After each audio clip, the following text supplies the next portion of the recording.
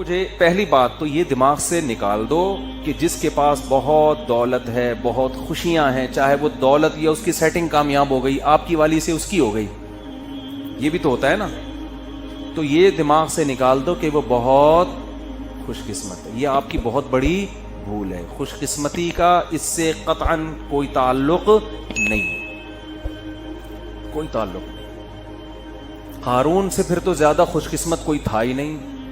کیا خیال ہے؟ اگر یہ اس کے پیسے آنے سے، پھر تو ہمارے سابق صدر دنیا کے کامیاب ترین انسان، ہم سب کو ویسا بننا چاہیے. اس کا تو کوئی تعلق ہی نہیں.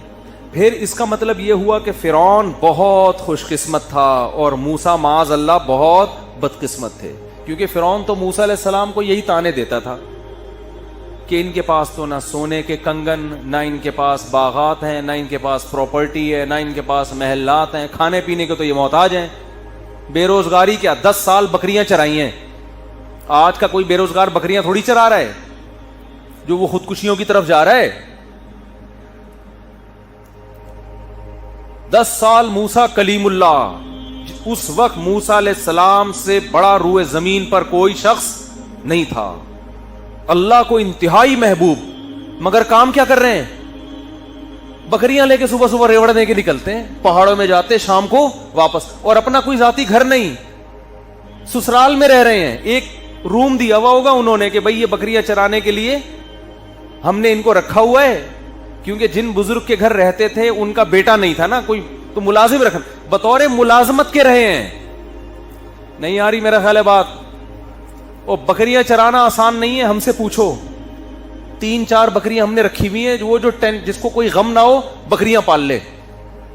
حقیقت بتا رہا ہوں آپ کو. کھلاؤ پلاؤ، جب دودھ نکالنے کی باری آتی ہے تو ایسا تکبر، ابے ہمارا کھا کے ہمیں نہیں کھلا رہے یار.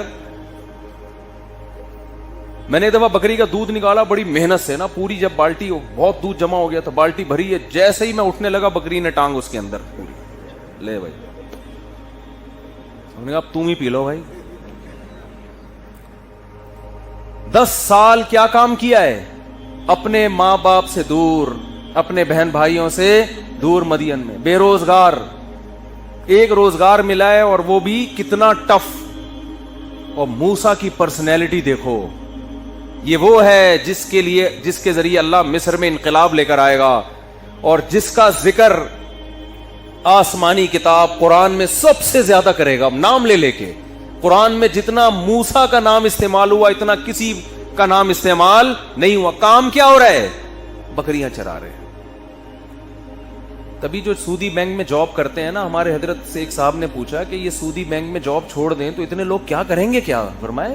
رکشے چلائیں، ٹماٹر بیچیں. وہ کہتے نہیں میں ٹماٹر کیوں بیچوں؟ آپ نے یہ خود اپنا ایک معیار بنایا ہوا ہے کہ میں اس لیول کا آدمی ہوں. یہ آپ کا، یہ اللہ نے نہیں بنایا آپ کو. حلال حرام کمانے پر کی آپ کو اجازت نہیں ہے.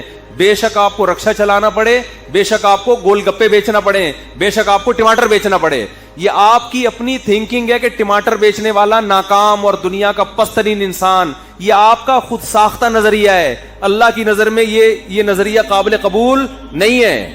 یہ تو آپ نے اپنے لیے متعین کیا کہ مجھے جی ایسی گاڑی چاہیے، جیسے میں بینک میں مینیجر تھا نا، ایسے ہی جاب جب مجھے ملے گی 3 پیس سوٹ ٹائی میں گاڑی میں بیٹھ کے کسی کمپنی میں جاؤں گا اور اتنی ہی تنخواہ ملے گی، تو اس کا مطلب مجھے حرام کا متبادل مل گیا. تو وہ تو متبادل مل گیا، اب کیا ہے؟ وہ تو کسی کو بھی مل جائے تو وہ چھوڑ دے گا. ایسا نہیں ہے. آپ کو حرام کی طرف جانے کی اجازت بولو نہیں ہے. ٹماٹر بیچنے پڑے آپ کو، یہ تو آپ نے خود متعین کیا ہے. تو پہلا تو آپ جس کے پاس دولت ہے اس کو خوش قسمت سمجھنا ختم کر دیں. یہ بہت بڑی، میں کہتا ہوں یہ اتنی بڑی بے وقوفی ہے نا کہ جس کو پتا ہے موت بھی ہے آگے. مجھے لوگ 50 سال میں آ کے بتا رہے ہوتے ہیں میری اتنی پراپرٹی. میں کہتا ہوں تیری زندگی کتنی بچی ہے یار؟ 10-20 سال تو ٹھک ٹھک ٹکری گزرتے ہیں. ابھی مجھے یاد ہے میں یہاں ممبر پہ بیٹھا تھا 2011 میں بیان کر رہا تھا، کل کی بات لگ رہی ہے، اور اب کیا آ گیا 2021. تو ان 10 سالوں میں میرا اپنا بنگلہ ہو یا نہ ہو، کرائے کے گھر پہ رہوں یا بکریاں چراؤں، اس میں کیا فرق پڑتا ہے؟ 10-20 اور رہ گئے ہوں گے. اگر ہم گورنمنٹ تو کوشش کر رہی ہے اسی سال مر جائیں ہم سب. لیکن ہم بہت زور لگا لیں گے زندہ رہنے کی, جم بم چلے گئے, بکریوں کا دودھ پی لیا, ویٹ لفٹنگ کر لی, گھوڑ سواری کر لی, کتنا نکال لو گے؟ بہت. اور اللہ کی مدد بھی شامل حال رہی, ورنہ اللہ نہ چاہے تو آپ جتنے وہی جو جم اٹھا رہے ہو نا, وہی وہ آپ کی جم میں کتنے لوگ مرے ہیں, یوں اٹھا رہے تھے زنجیر, وہ پیٹی ٹوٹ کے دھڑام سے سر پہ گرا. چلو بھائی, جو چیز زندگی کا ذریعہ تھی وہی اللہ نے موت کا سبب بنا دی. کتنے لوگ مرے ہیں اس طرح سے, ورزش کرتے ہوئے مرے ہیں. جو چیز ڈاکٹر نے ٹیکا لگایا تاکہ بچ جائیے, وہی ٹیکا ری ایکشن کر گیا, مر گیا بندہ. تو کب تک لڑو گے بھائی؟ تیار رہو بھائی, جتنے جم بیم یہ کچھ بھی نہیں ہے, جب اللہ چاہے گا کٹاک. میرے گارڈ ہے نا, میرے ساتھ جا رہے تھے, ایک بوڑھے میاں قریب سے گزرے, وہ گارڈوں کو نا طنز کیا انہوں نے, ان سے کچھ نہیں ہوتا اللہ مارنا چاہے گا ویسے ہی مار دے گا. بات صحیح ہے, لیکن اس موقع پہ ٹھیک نہیں ہے. ہر صحیح بات ہر موقع کے لیے نہیں ہوتی. آپ ڈاکٹر کے پاس علاج کے لیے جا رہے ہیں, ٹیکا لگا رہے ہیں وہ آپ, اور ٹیکا لگاتے ہوئے کہہ رہے ہیں لگا تو دوں گا لیکن جب اللہ مارنا چاہے گا تو مرے گا, اس سے کوئی فائدہ نہیں ہوگا. پھر لگا کیوں رہے ٹیکا, ادھر تو اسباب تو اختیار کرنے ہیں نا, یہ تو اللہ کا حکم ہے. دو انتہائیں ہیں, کچھ لوگ اسباب کی نفی کر دیتے ہیں, کچھ ایسا اسباب کو باپ بنا لیتے ہیں کہ اللہ سے نظر بالکل ہی ہٹ کے وہ سمجھتے ہیں اللہ تو ہے ہی نہیں. تو سب سے پہلا مسئلہ یہ ہے کہ جس کے پاس پیسے ہیں, اچھا روزگار ہے, اس کو خوش قسمت سمجھنا بولو چھوڑ دیں. کیونکہ وہ خوش قسمت ہوتا تو فرعون خوش قسمت تھا, قارون خوش قسمت تھا, موسیٰ کلیم اللہ مسکین, اور محمد صلی اللہ علیہ وسلم سب سے بڑے مسکین. ہمارے نبی کے گھر میں تو 40 دن چولہا جلنے کی نوبت آتی نہیں تھی. لیکن اس جہاں کا سردار اللہ نے کس کو بنایا؟ سید الانبیاء محمد صلی اللہ علیہ وسلم.